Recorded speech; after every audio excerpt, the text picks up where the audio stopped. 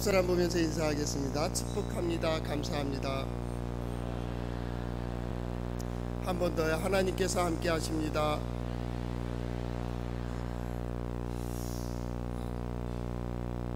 어떤 멀뚱이가 시험을 치고 나와서 계속 왔다 갔다 하면서 중얼중얼 거리는 겁니다.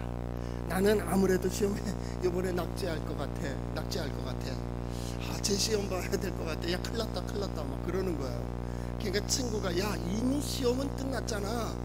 발표는 아직 나지 않았고, 그러니까 그냥 긍정적인 마음, 그 마음 가지라고. 긍정적인 거, 이 말을 좀 긍정적으로 좀 얘기해봐.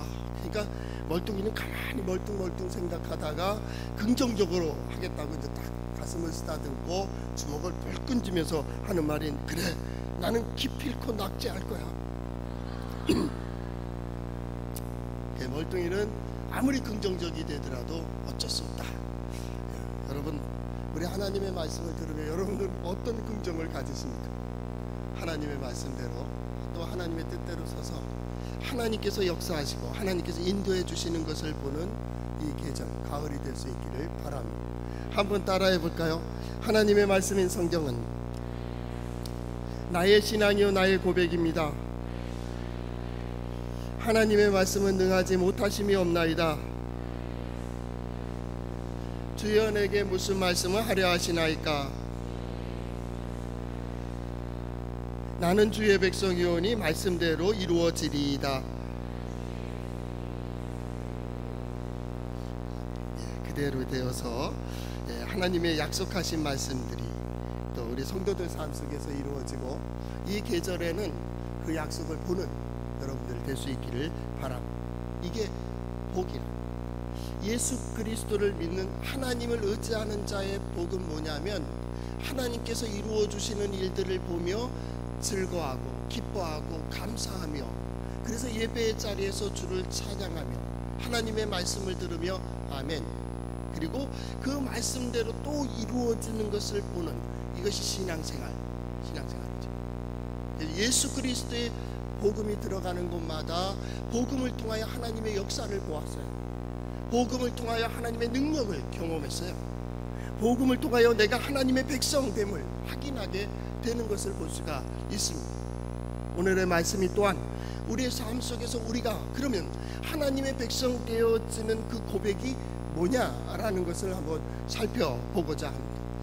복음서에 마태, 마가, 누가, 요한복음, 그 모든 역사들을 합치면 예수님 일생, 그러니까 공생의 기간에 약 한두 달 분량밖에는 되질 않습니다. 그리고 더 나아가서 그 한두 달 분량 정도의 시간을 가지고 4분의 3이 예수 그리스도의 십자가와 부활에 초점을 맞추고 있어요.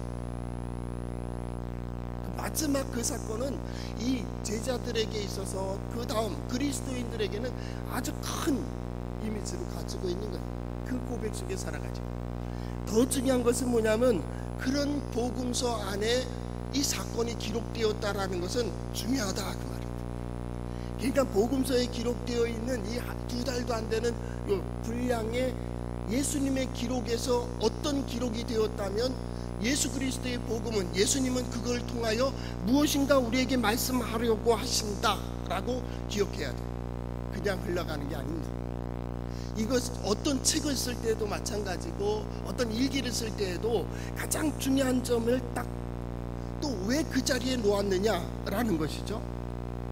거기서 교훈을 들어야 돼요. 예수님의 모습, 눈빛에서도 예수님의 말씀을 듣지만은 예수님의 말씀 그 자체에서도 예수님이 무엇을 말씀하실까에 대한 기대를 가진, 더 나아가서 예수님의 모든 행위, 사역은 메시지입니다. 이적도 기적도 마찬가지입니다. 귀신을 쫓아내고 병을 쫓아내고 또한 어떤 것을 고치는 그 과정 속에서도 예수님은 그 시대에 무엇인가를 말씀하고 계시다. 이게 예수 그리스도의 복음의 한 절 한 절에 아주 귀중한 모습이기도 하죠. 그럼에도 그렇기 때문에 더 중요하다, 더 더 중요한 것은, 오늘 본문이 중요한 것은 예수님께서 갈릴리에서 사마리아를 통해서 이 여리고로 지나 예루살렘으로 올라가고 있다라는 거예요. 그리고 이 여정은 예수님의 공생의, 아니 일생의 마지막 여정이 돼요. 이제 곧 여리고를 지나면 예루살렘입니다. 그래서 이 요단강 쪽에서 이렇게 지나가면 첫 관문이 여리고가 됩니다. 여리고, 지금 성은 무너져 버렸으니까.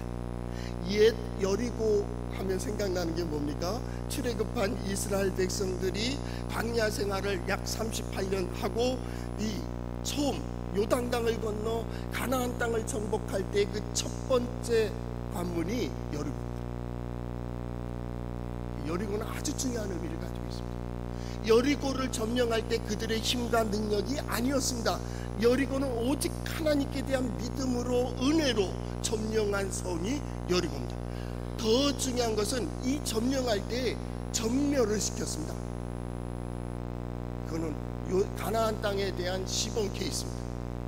하나님의 뜻에 저항하고 하나님의 뜻에 맞지 않으면 이렇게 된다라고 하는 것과 너희 현실이 이거라는 것을 보여준 게 바로 여리고 성입니다. 여리고 성아 무너져라. 기억나죠? 그랬을 때 여호수아의 그 백성들, 함께했던 군사들이 여리고 성의 그 성이 다 무너져 버렸습니다. 전멸입니다. 전멸. 그때 여호수아가 뭘 선언하냐면 헤렘을 선언합니다. 헤렘은 뭐냐면 모든 생명체는 다 죽이는 겁니다. 짐승들까지 다 죽이는 겁니다.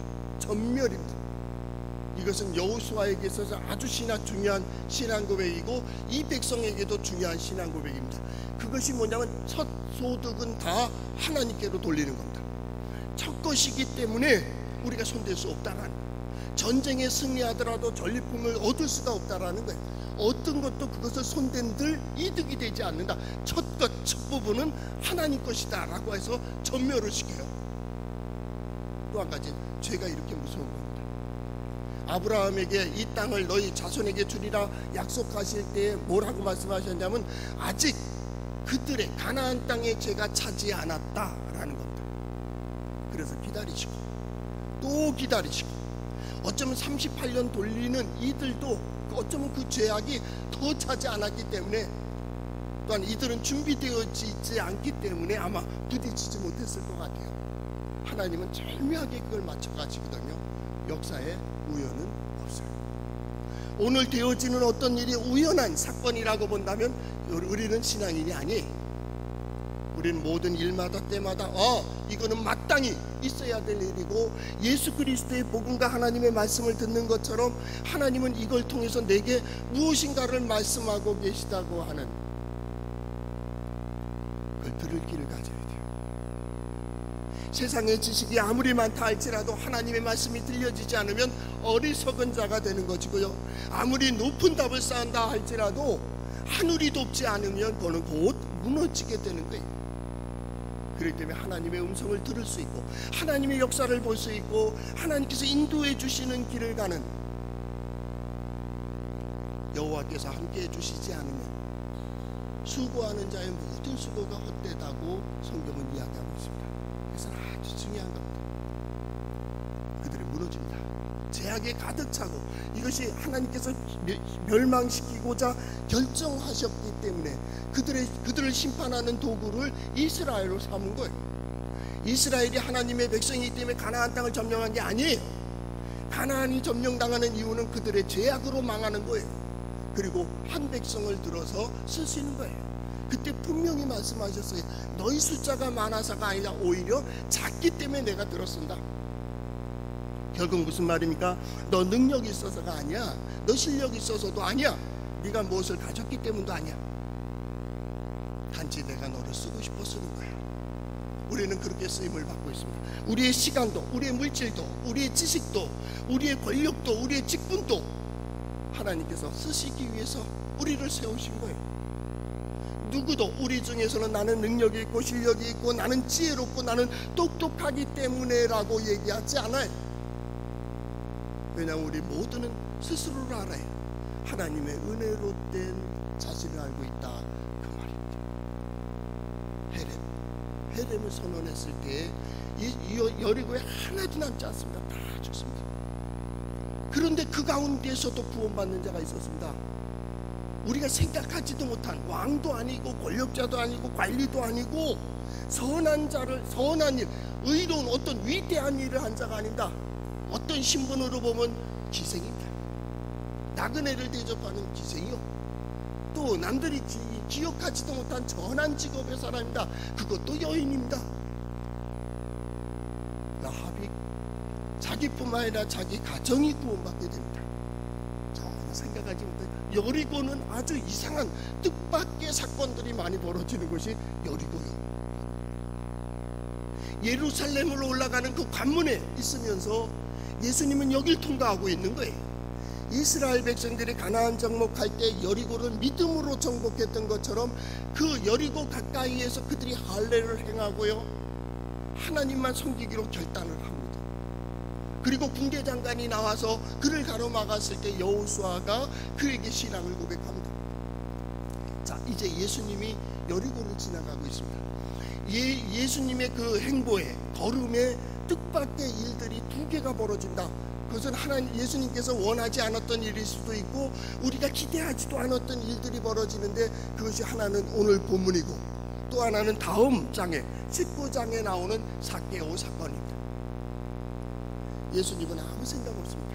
단지 구원의 복음 역사를 위해서 가다가 갑자기 멈춥니다. 하나는 바디메오라고 하는, 마가복음의 이름이 바디메오라고 나와 있어요. 그래서 이제부터는 바디메오라고 얘기하겠습니다. 국어라는 한 맹인 바디메오, 그 맹인 앞에 섭니다. 부릅니다. 지나가십니다. 또 부릅니다. 멈춰섭니다. 삭개오 마찬가지입니다. 그 여리고의 세리장이었습니다. 그렇기 때문에 예루살렘의 모든 소득들과 그런 것들을 여리고로 모으고, 여리고에 있는 것들을 가버나움으로 보내고, 가버나움에서 로마로 보내는 이 세리의 어떤 루트죠, 시스템을 가지고 있는 거예요. 아주 부자이죠. 세리장인 삭개오가 뽕나무 위에 올라가 있을 때 예수님께서 그리로 지나가시다가 멈춰섭니다. 그리고 그와 대화를 합니다. 이 두 가지 사건이 여리고에서 있었던 사건입니다. 헤렘을 선언했을 때 여리고에 다시 성을 짓지 말라고, 성을 짓는 자, 기초석을 잡는 자는 뭐 가문이 멸망하고 후대가 멸망하고 막 얘기합니다. 이건 다 하나님의 것이다. 이렇게 돼버린 겁니다. 그런데 수천 년이 흘러서 이제 예수님께서 거기에 지나가게 되십니다. 그때 오늘 이 사건은 굉장히 중요한 사건입니다. 그냥 눈을 떴다 그 사건이 아닙니다.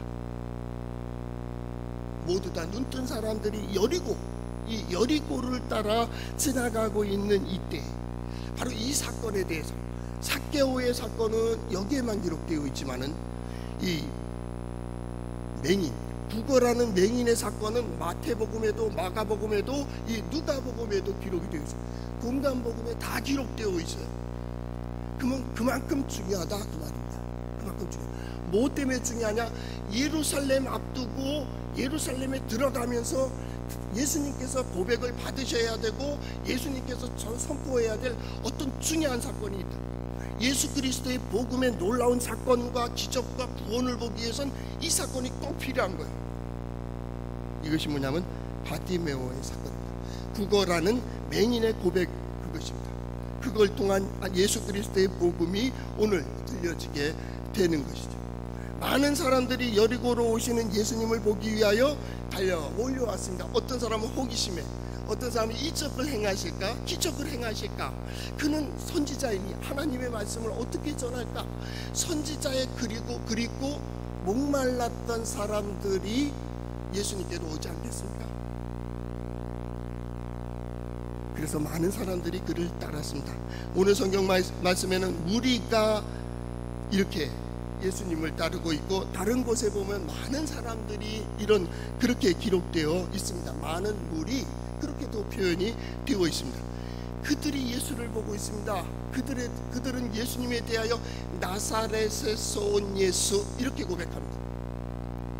나사렛에서 온 예수, 그 지역의 선지자, 그 지역의 랍비, 때 마가복음에는 랍비라고 얘기되어 있어요.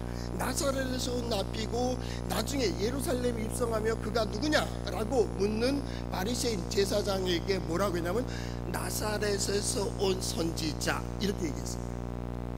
그러니까 당시 사람들은 똑같은 비슷한 생각을 가지고 있었던 것 같아요. 그는 랍비입니다. 그는 선지자입니다. 그는 나사렛 어떤 지혜자입니다 라고 하는. 근데 거기 여리고에 그 많은 사람 무리들 중에 그들에 끼지 못하는 구거라는 한 맹인이 거기에 앉아 있었다 그 말입니다. 그런데 그 이름을 마가복음에서는 바디메오라고 했다. 아들이라고 디모의 아들이라고. 요나 시몬, 바요나 시모나 이러잖아요. 그럼 요나의 아들 시모나, 이 시몬이라는 이름이 있어요. 근데 이 구거라는 맹인에게는 이름이 없어요. 이건 천대받은 거예요. 이건 날 때부터 그들 생각은 저주받았다. 이가 할 수 있는 건 이제 평생 얻어먹고 구걸하는 길밖에 없어요. 형제가 돌보든지 가족이 돌보든지 이건 무거운 인생의 짐이 되어버렸습니다. 그러니까 거의 이런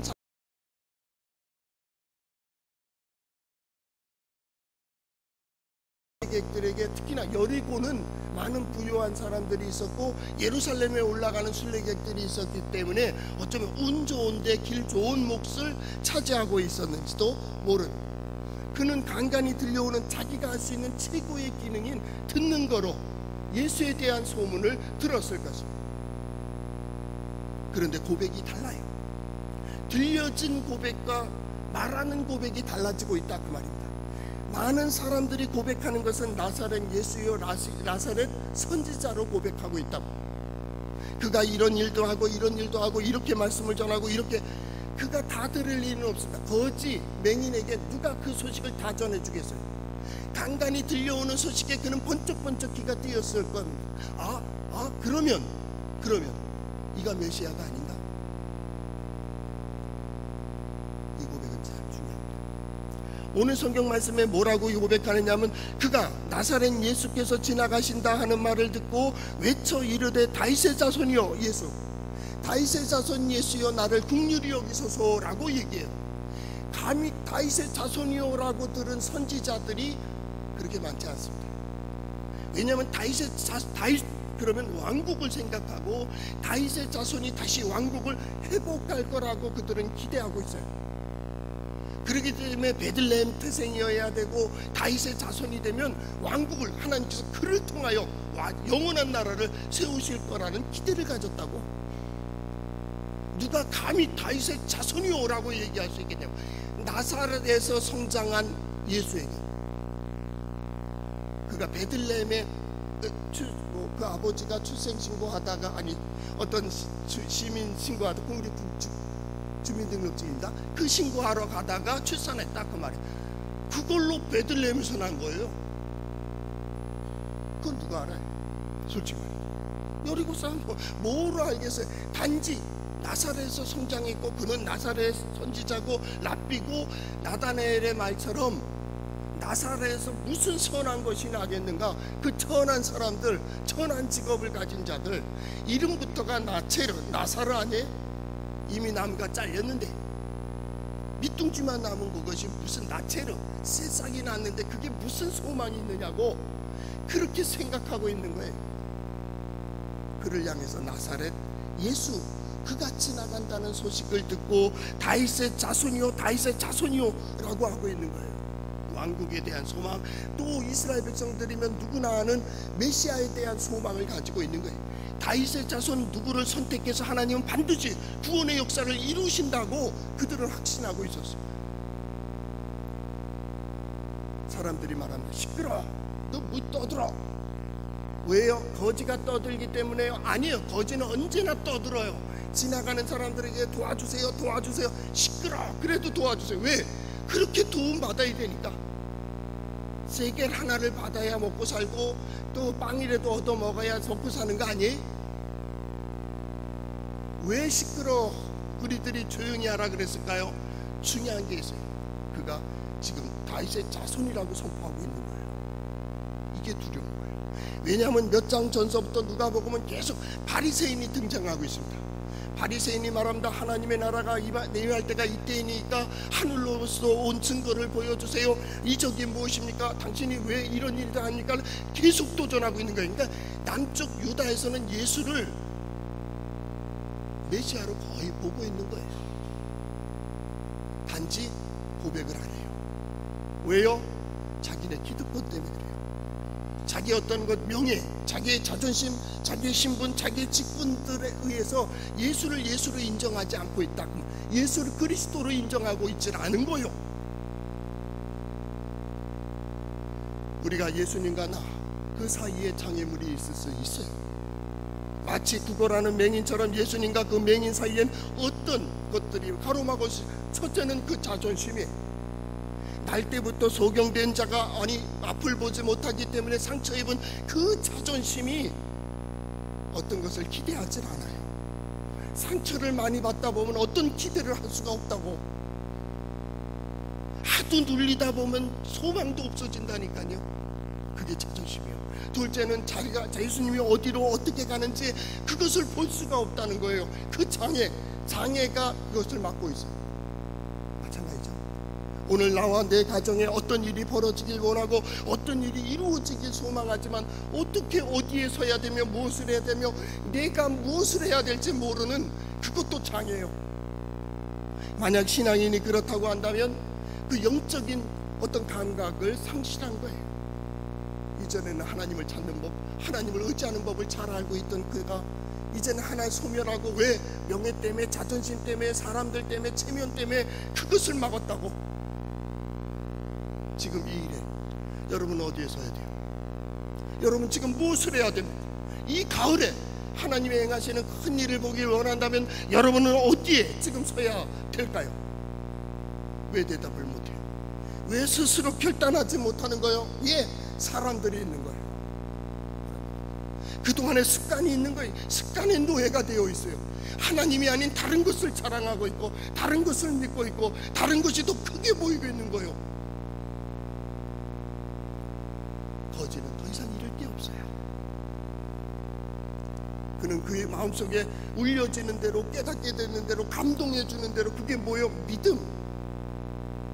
하나님께서 영적인 눈을 띄어서 보여주시는 대로, 하나님께서 들려주시는 대로 결단해야 되는데 결단하지 않는 거예요.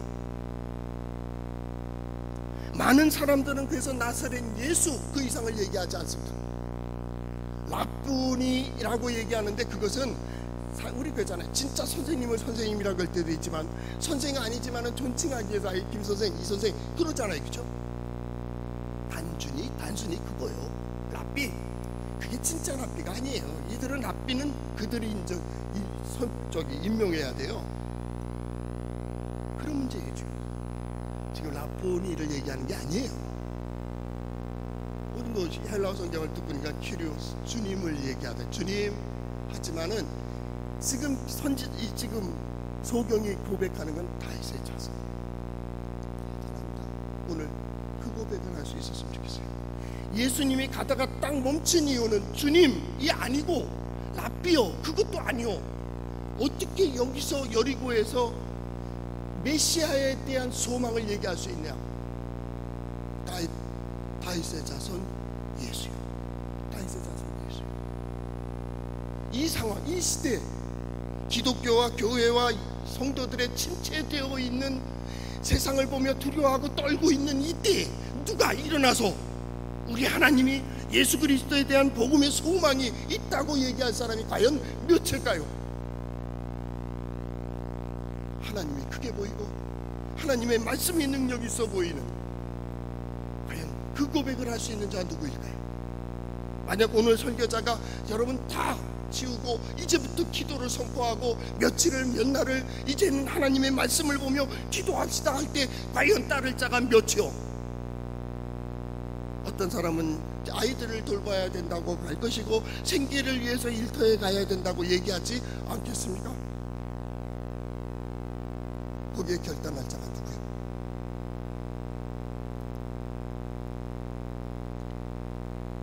바로 거지를 통해서, 구걸하는 맹인을 통하여, 맹인은 보지 못하는 거잖아요. 그런 나머지 무리들은 어떤 사람들의 습관적으로 어려서부터 해당해서 율법을 배운 자들이고 하나님의 말씀을 묵상한 자들이고 율법에 대해 정통하고 그들은 자기 스스로 성전에 올라가 제사할 수 있는 사람들이야. 그들은 눈이 뜨인 자들이고 귀가 열려 있는 자이고 발도 자유롭게 움직일 수 있는 사람이고 언제든지 원하면 하나님의 뜻을 행할 수 있는 사람들이. 근데 메시아를 보면 메시아라고 고백하지 않는 거예요. 심지어 요한복음에 보면 그 뒷부분에 뭐라고 했는지 압니까? 바알세불, 귀신의 힘을 입었다, 그렇게 얘기합니다. 예수님이 화가 나셨습니다. 아니, 내가 귀신을 힘입어 귀신을 쫓아낸다면 귀신의 나라가 어찌 설 수가 있겠는가? 그럼 너희 자손들이 주의 이름으로, 여호와의 이름으로 귀신을 쫓아내는 것은 과연 너희들의 자녀들이 귀신 들렸는가? 세상의 모든 죄는 다 용서받을 수 있으나 성령을 해방하는 자는 용서받지 못하니라. 성령의 해방이 뭡니까? 속에서 역사하고 계신 거예요. 누가 보더라도 그건 성령의 역사예요. 누가 보더라도 예수 그리스도의 사역과 복음과 이적은 하나님이 하시는 거예요. 이걸 안 하는 거예요. 그런데 거인이 앞을 보지 못한다는 맹인이 간간히 들려오는 소문만 듣고도 뭐라 그럽니까? 당신은 다윗의 자손입니다. 나를 불쌍히 여겨주세요. 그냥 고백만이 아닙니다. 예수님이 먼저 섰습니다. 그를 부릅니다. 묻지 않습니다. 내가 원하는 것이 뭐냐? 다른 게 아니라 뭐라 그럽니까? 내가 보기를 원하나이다. 여러분 기억나십니까? 마태복음 11장 5절 말씀에 보면 메시아의 나라가 임하면 맹인이 보며 못 걷는 사람들이 걸으며 나병 환자가 깨끗함을 입으며 못 듣는 자들이 들으며 죽은 자가 살아나며 가난한 자에게 복음이 전파된다 하라. 세례 요한이 이분이 메시아요 라고 선포했어요. 그런데 감옥에 가 있으니까 메시아의 나라가 임하면 저 로마를 쫓아내고 우리 식민지에서 구원해낼 뿐만 아니라 풍요로운 나라가 되고 우리는 전 세계를 다스려야 되는데 예수님은 그러지 않는다고 그 사람을 보냈습니다. 당신이 오실 그분입니까? 아니면 다른 분을 기다릴까요? 그때 예수님께서 이 말씀을 하신 겁니다. 너는 보낸 자에게 가서 요한에게 가서 말해라. 맹인이 보며 못 걷는 사람들이 걸으며 나병 환자가 깨끗함을 하면 쭉 가난한 자에게 복음이 전파된다라. 그 다음에 세례 요한의 말이 없어요. 알았어요. 하나님의 나라가 이렇게 임하는 걸 알았어요. 그것은 놀라운 일입니다. 이 사건에 지금 다윗의 자손이요 하고 그가 보게 되어 하나님께 영광을 돌리며 예수를 따르니 백성이 이를 보고 하나님을 찬양하니라 하면서 어디로 갑니까? 여리고로 들어가고 예루살렘으로 들어가는 거예요. 하나님의 영광의 그룹들이 지금 들어가고 있다고요. 이것은 마태복음 16장 16절에 나오는 베드로의 고백 이상 가는 고백을 지금 받고 있는 겁니다. 마태복음 16장 16절 베드로는 고백합니다. 주는 그리스도십니다. 살아계신 하나님의 아들이십니다 라고 고백했습니다. 더 중요합니다. 메시아를 고백하고 있는 겁니다. 메시아의 나라의 도래를 얘기하고 있는 거고 이 메시아의 역사를 얘기하고 있는 거 스스로 증거하고 스스로 경험하고 있습니다. 조경이 보게 됐습니다. 그래서 그렇게 될 그날에는 뭐라고요? 하나님의 영광이 가득할 것이고 사람들이 찬미하며 예루살렘으로 몰려올 것이다. 이 산으로 올 것이라고 하는 것이 이사야 선지자의 예언입니다. 마찬가지입니다. 하나님의 기적을 보길 원하십니까? 하나님의 역사를 보길 원하십니까? 구원받은 백성들로서 나는 오늘 이 문제를, 이 상황을 어떻게 해결할 것입니까? 한 가지입니다. 예수 그리스도의 발걸음을 멈추게 하는 것은 딱 한 가지입니다. 그 간절한 신앙 고백입니다. 그래서 그 고백은 나의 고백, 내 목의 고백이 아닙니다. 내 생각의 고백도 아닙니다. 내 지식의 고백도 아닙니다. 내 속의 영이 하나님이 역사하시는 대로 고백해야 됩니다. 그것이 생각이든지 말이든지 행동이든지, 그것이 물속이라도 풀속이라도 산이라도 골짜기라도 발걸음을 옮겨야 됩니다. 그래야 하나님의 역사를 경험합니다. 메시아의 나라를 경험합니다. 예수 믿는 것 잘하셨습니다. 그러면 예수 믿는 자들이 받는 은혜와 복도 받아 누려야 될 줄로 믿습니다. 예수 믿는 자의 능력, 하나님의 능력이 있다는 걸 인정하는 거 옳습니다. 그렇다면 내 삶 속에 하나님의 능력과 지혜가 이루어져야 됩니다. 그리고 사람들이 그것을 보며 하나님께 영광을 돌리고 예수를 따르며 백성들이 이를 보고 하나님을 찬양하는 열방이 주께로 돌아오는 역사가 이때 여러분들 통하여 이루어지기를 축복합니다. 기도하겠습니다. 사랑의